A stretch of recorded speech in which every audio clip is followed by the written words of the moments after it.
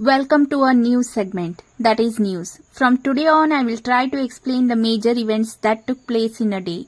Here I will be explaining the things in a more simple and understandable way.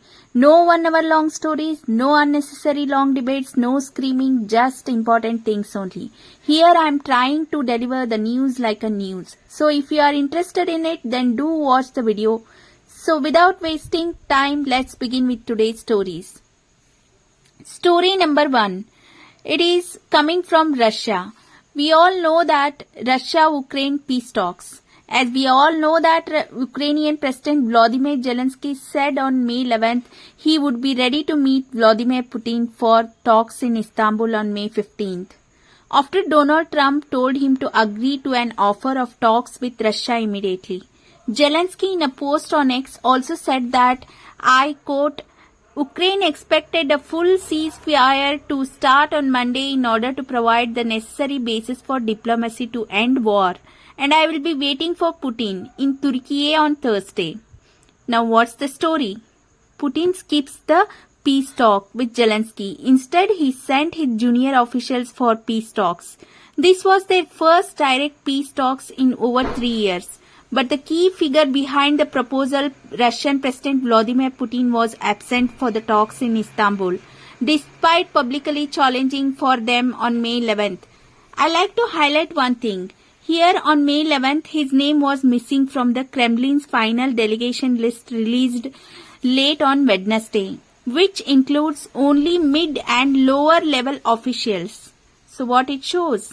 Maybe Russia has downplayed the importance of Istanbul peace talks by sending a low-level delegations. This is what Vladimir Zelensky is saying in.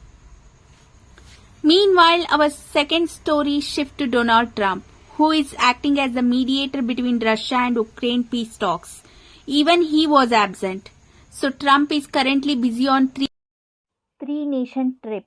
He welcomed at the airport in Riyadh by the kingdom's de facto ruler Crown Prince Mohammed bin Salman. The president and the crown prince will hold private talks on wide range of topics, from dismantling Iran's nuclear program to effort to end the war in Gaza and keep its oil prices in check. Mr. Trump also visited Saudi Arabia before any other nation during his first term in the White House. Saudi Arabia is the key diplomatic importance to the Trump White House, especially amid ongoing efforts to negotiate a deal with Iran over its nuclear program and with the Israel-Hamas war still raging in Gaza. The Trump administration also held talks with Russia in the Saudi capital of Riyadh earlier this year on how to end the war in Ukraine. Now we will see what are the key highlights from the meeting. The United States agreed on Tuesday to sell Saudi Arabia an arms package worth nearly $142 billion, according to the White House fact sheet that called it the largest defense cooperation agreement Washington has ever done.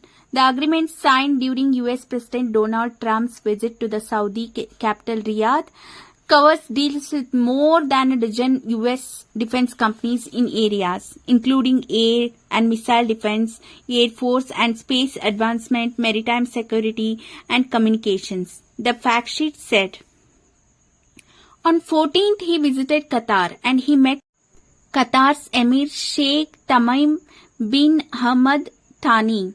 There he signed too many agreements, which includes $96 billion deal with Qatar Airways to buy up to 210 Boeing 787 Dreamliner and 777X airplanes with GE Aerospace agencies. This is the information obtained from the White House fact sheet. In total, US-Qatar deals are expected to generate $1.2 trillion economic exchange. Today, on 16th of May, he visited UAE. He welcomed with a unique head-flipping dance. The United States President said the UAE will invest $1.4 trillion in the US's AI sector over the next decade. During this time, he receives Order of Jayed, which is UAE's top civilian order. With the UAE, he concluded his trip. Now we will move to the third story, that is India is celebrating the victory of Operation Sindoor against Pakistan. Here are some glimpses of it. Take a look at that. Our fourth story is about China. We all have witnessed that how China's air defense systems got crashed in a minute during the Operation Sindoor. So after his huge setback, China is back on track. It is doing what it is good at. China spent a spy ship, it's called a Da Yang vessel, into the Indian Ocean region. China calls it for a research purpose. But we all are well aware about China's dirty tricks. They sent this so-called vessel for spying. Now the question comes, what they are spying? The Indian Navy is deployed in a big numbers, including the aircraft carrier, INS Vikrant, and submarines. They are here to collect the intel because it's an intelligence gathering ship. It's a huge one. Our fifth story is Defense Minister Rajnath Singh was in the Gujarat's Bhuj Air Base. He said that Operation Sindoor is not over yet. Whatever happened was just a trailer. When the right time comes, we will show the full picture to the world. And further, he also urges to the IMF, that is, IMF should reconsider loan to Pakistan. That's true. Our sixth story is coming from Afghanistan. Our External Affairs Minister X. Jaishankar spoke with the Taliban's acting Foreign Minister Amir Khan Muttaqi over an official phone call. The call assumes significance as it is the first ministerial level outreach by India to Afghanistan's Taliban administration. In a post on social media platform X, shortly after the phone call, Dr. S. Jaishankar wrote, "Good conversation with acting Afghan Foreign Minister this evening. Deeply appreciated his condemnation of the Pahalgam terrorist attack." That's a good development, I guess.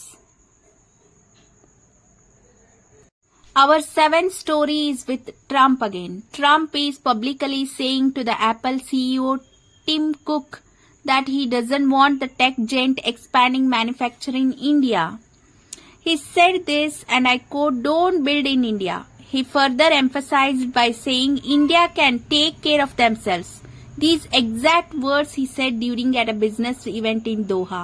What it indicates, he is justifying his words by calling India one of the highest tariff nations in the world. Trump also claimed that New Delhi has offered the US a deal to eliminate tariffs on American goods, though India has made no such official announcements. His remarks come as Apple ramps up iPhone production in India to reduce dependence on China. Tim Cook recently said a majority of iPhones sold in the US would soon originate from India. Apple currently has 3 production facilities in India, with 2 more in the pipeline. Trump's warning adds pressure at a sensitive time for Apple, as it navigates geopolitical tensions while shifting supply chain. By this, I wind up today's news, and I hope you liked it. I will see you in the next time. Until then, take care.